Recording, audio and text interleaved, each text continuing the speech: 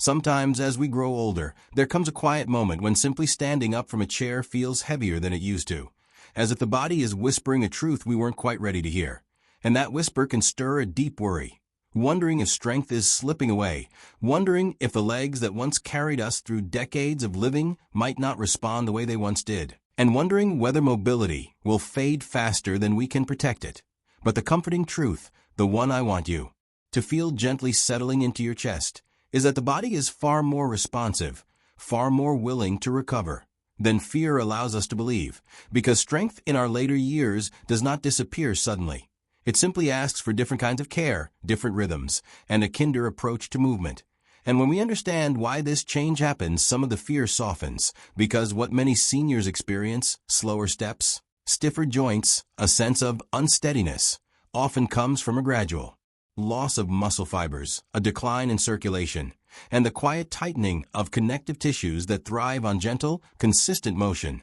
not on strain or long walks that exhaust more than they restore. And that's why walking, while familiar and accessible, sometimes isn't enough on its own anymore, because it doesn't always target the deeper stabilizing muscles that keep balance sharp, posture upright, and joints nourished with fresh blood flow. And this is where a simple daily habit can change everything. 5 quiet exercises that don't demand long distances or heavy effort, but instead rebuild the foundation of strength from inside out, helping seniors move with steadier steps and a calmer sense of control. And the one habit I want you to begin with, the one that anchors all the rest, is a slow seated leg lift, so gentle and unassuming that many overlook its power. Yet it is one of the most effective ways to awaken the hip flexors, activate the lower abdomen, and remind the thighs that they still know how to support you. And using it is beautifully simple. Sit in a sturdy chair with your back supported, keep your hands resting loosely at your sides,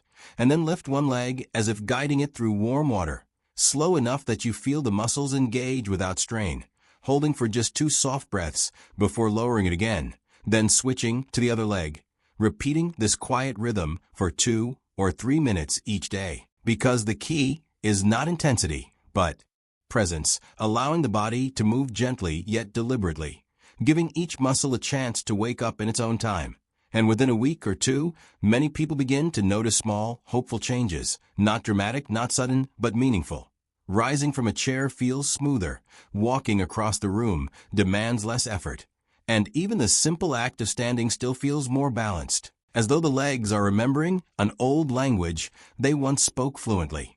And with those changes often comes a soft warmth in the thighs, a feeling that circulation is flowing more freely, that stiffness is loosening its grip, and that stability is returning step by quiet step. And this sensation can be deeply reassuring, like the body whispering back, "I'm still here with you, I'm still capable, and I still want to move." And as you continue this daily practice, day after day, with gentle repetition and patient breath, your legs begin responding with more confidence, and the exercises that once felt tentative become grounding, steadying, almost meditative, reminding you that strength is not lost with age. It simply changes shape, waiting for you to meet it with kindness and consistency. And when this habit becomes part of your mornings or evenings, whenever your body feels most willing, you'll begin to notice how these small movements ripple through your day. Climbing into bed feels easier, stepping out of the shower feels safer, and the simple act of turning to reach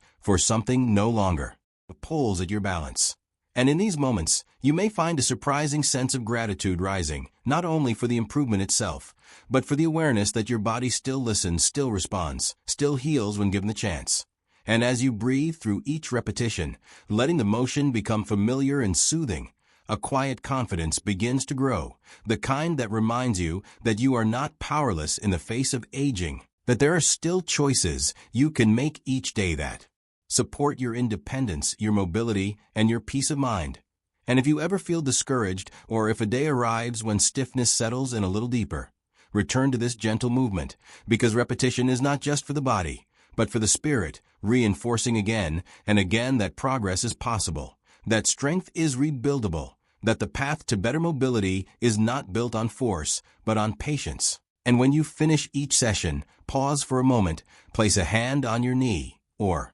your heart, and acknowledge the effort you made, the care you offered yourself, and let that acknowledgement be part of your healing too. Because in the end, this journey isn't only about exercise or muscles or joints. It's about reclaiming the ease of moving through your day, the quiet confidence of trusting your balance, and the tender realization that you are still capable of growth. So let this daily habit be a small gift you give yourself, one that strengthens the body, calms the mind, and invites gratitude into every step forward. And know that with every slow lift of your leg, you are choosing resilience, choosing hope, and choosing to keep walking steady, strong, and beautifully alive in your own time.